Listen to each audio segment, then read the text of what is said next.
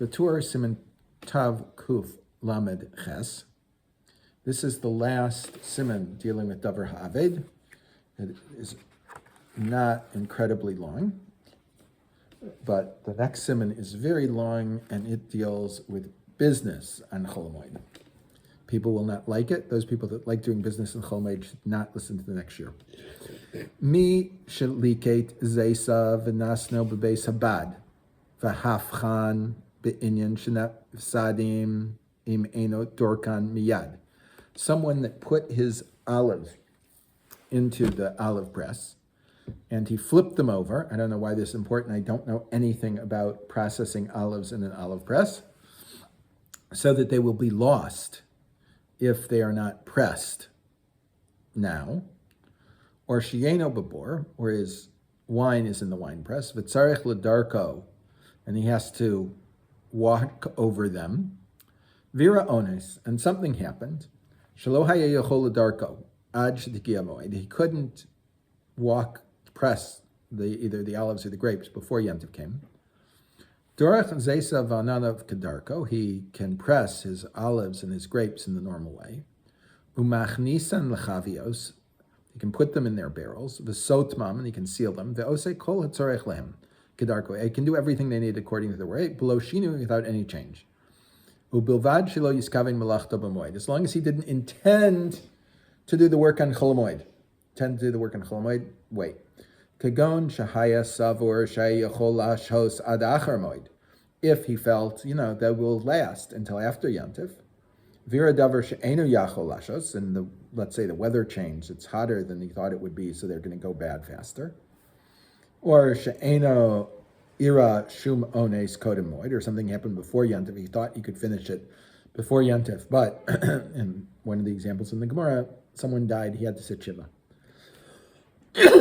Therefore, he's allowed to do it. Mutter lezafes bein chavios bein kelim ketanim, and he's allowed to put the tar or other sealant on the barrels and other smaller kelim, shem l'shtia, that's for drinking from. V'yechos yom b'ketanim. Some people say it's prohibited in the small ones, meaning whatever you can lose from them on Yontif isn't such a big thing, but the barrels you can do. They allow the good big ones because those are the ones you're going to keep for a long time, so they have to be properly sealed. The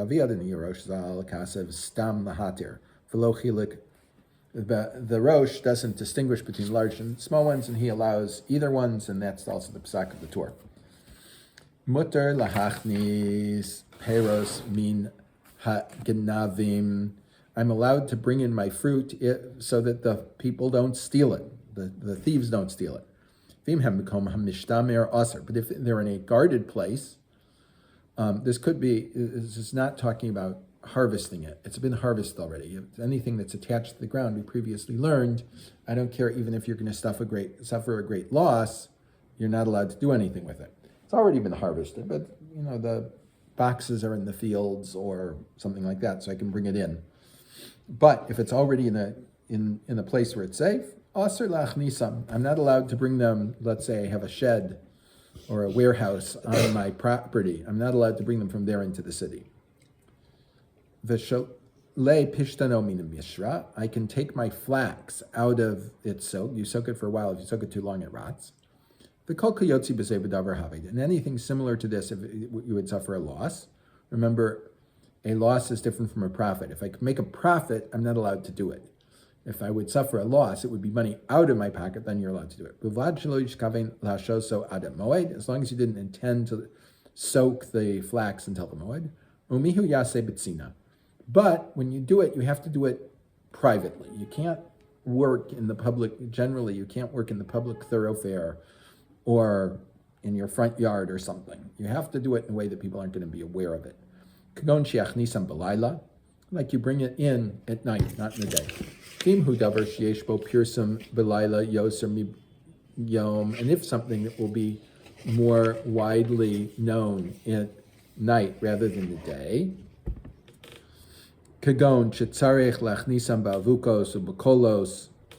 like I would have to use torches, and there would be a lot of yelling and screaming about moving this stuff at night. Then bring it in the day. Hayu lo ta'enim shtuchim b'sadeh liyavesh. I have figs or dates spread out on the ground to dry out. V'yurei mi'amatar, but I'm afraid the dew is going to come and just rot them.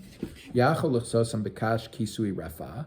I'm allowed to cover them with a thin layer of straw. Avalo kisuya, but not a thick layer. Now, the most important part, halacha, in this thing, since most of us don't have wine and grapes and dates and figs that we harvest out of our own fields, and most of us don't make our own flax or dye our own wool, the end of the halachas of davar aved reads as follows: Hamikaven malachto b'moed. Someone that says, I can do this in Chol HaMoed, I can't do anything else, I'll do this work in Chol HaMoed. Konsino so shelo yasena. The Chachamim find him, he's not allowed to do it. Afal pishu davar aved, even though it's something that could be lost. There is a huge, multiple way machlokas as to what this means. According to some, we don't let him do it, and he can do it after Yantif. According to others, we destroy his property. We go in, Beis Din goes in and destroys the property that he wanted to work with in Chol HaMoed. According to the Gaonim and some of the Rishonim, we declare this property hefker, and anyone can come and take it. All right? It's a real kanas. The kanas is we take something away from him. So the last shaila in the Gemara is ve'im meis, and if he died, lo kansuban oacharav, v'muter lasos lo imhu davar ha'avud. With his son, if he died and his heirs inherit this, and it's Chol HaMoed and it has to be done now, otherwise they're going to lose it, they're allowed to do it. They didn't do anything wrong.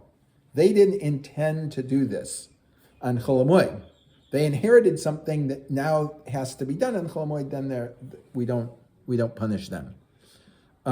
This would be true as long as it's not a business that the child is working in. Meaning, if the son is working in his father's business, and they, so to speak, the business made the decision that we're going to do this in Chol HaMoed, then, since the son was involved with the decision, it would seem to me, or at least didn't object to the decision, it seemed to me that the son should also be punished in such a situation that he either can't do it until after Moed, we destroy the property, or we declare it hefker, and anyone can come and take it. Everyone should think about how they're going to spend the upcoming Chol HaMoed.